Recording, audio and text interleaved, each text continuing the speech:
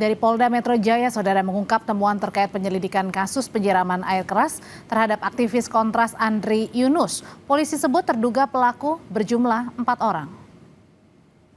Di Reskrim Polda Metro Jaya, Kombes Iman Imanuddin menyatakan berdasarkan hasil analisa rekaman CCTV dari sejumlah titik di wilayah Jakarta dan lokasi kejadian, diduga pelaku berjumlah 4 orang. Polisi mengungkap ada 4 orang yang menunggu Andri ketika berada di sekitar SPBU Cikini Raya. 4 orang tersebut menggunakan 2 sepeda motor mengikuti korban ke arah Jalan Salemba. Para pelaku diduga telah mengikuti pergerakan Andri Yunus sebelum melakukan penyiraman air keras di Jalan Salemba, Jakarta Pusat 12 Maret lalu.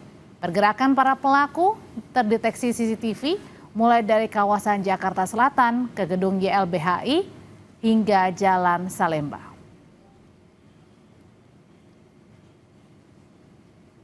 Sekitar pukul 23.32 atau 23.35, para terduga pelaku terlihat berada di SPBU Cikini Raya. Selanjutnya, diduga 4 orang terduga pelaku yang menggunakan 2 sepeda motor menunggu korban di depan KFC Cikini. Kemudian mengikuti korban yang bergerak menuju Jalan Diponegoro dan selanjutnya ke arah Jalan Salemba 1. Nah, saat kejadian pada pukul 23.37 hari Kamis tanggal 12 Maret 2026 di Jalan Salemba 1 persimpangan Jalan Talang, wilayah Jakarta Pusat. Di sana tempat kejadian perkara. Saudara, polisi juga mengungkap dengan beredarnya video di TKP penyiraman air keras sempat membuat pelaku dan jaringannya panik dan berusaha mengaburkan proses penyelidikan dengan menyebarkan gambar atau sketsa hasil rekayasa artificial intelligence. Nah, dengan beredarnya video TKP ini sebenarnya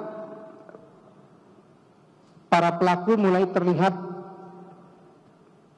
panik, pelaku dan jaringannya mulai terlihat panik dan berupaya mengaburkan proses penyelidikan dengan menyebarkan gambar atau sketsa hasil rekayasa artificial intelligence.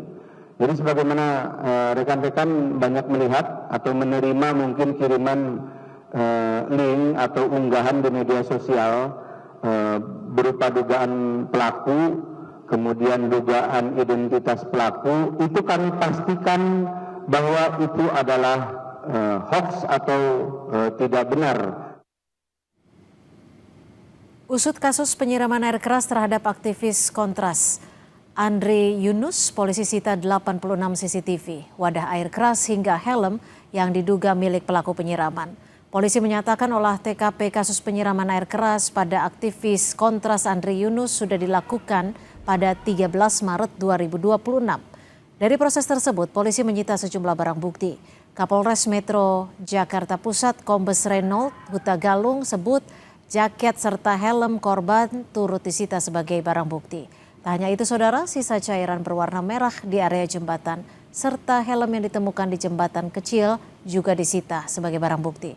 Tak hanya menyita barang bukti, sebanyak 7 saksi juga sudah diperiksa. Kemudian dari penelusuran di sepanjang Jalan Salemba 1, didapat barang bukti yang diduga milik pelaku di Jalan Salemba 1 menuju RSCM.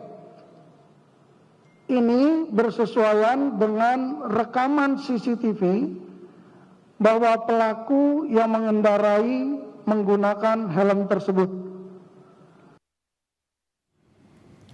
Komisi 3 DPR meminta Polri mengusut tuntas kasus penyiraman air keras terhadap aktivis Kontras Andri Yunus secara cepat, transparan, dan profesional.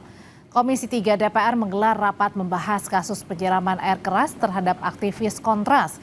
Ketua Komisi 3 DPR Habibur Rahman meminta polisi mengungkap pelaku dan aktor intelektual aksi penyiraman air keras. Habibur Rahman menyebut aksi penyiraman air keras ke aktivis adalah bentuk perlawanan terhadap komitmen pemerintahan Presiden Prabowo untuk memenuhi, melindungi, dan memajukan hak asasi manusia di Indonesia. Adang Darajatun, Partai Keadilan Sejahtera, dan 1 orang Kapoksi Partai Kebangkitan Bangsa. Komisi 3 DPR RI menegaskan bahwa aksi penyiraman air keras terhadap Saudara Andri Yunus merupakan bentuk resistensi atau perlawanan terhadap komitmen pemerintahan Presiden Prabowo untuk memaksimalkan perlindungan, pemajuan, penegakan, dan pemenuhan hak asasi manusia sebagaimana tertuang dalam Astra Cita.